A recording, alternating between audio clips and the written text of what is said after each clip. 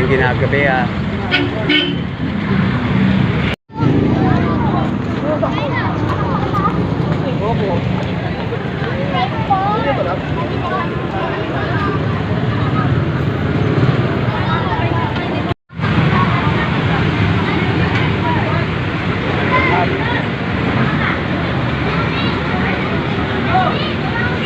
Mainit sa school?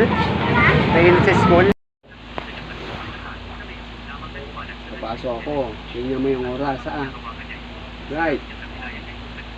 Tingnan mo yung oras. Kasi mag-alas 8, magising ko. Huwag mo kalimutang gisingin si Kuya mo doon na para makakain na.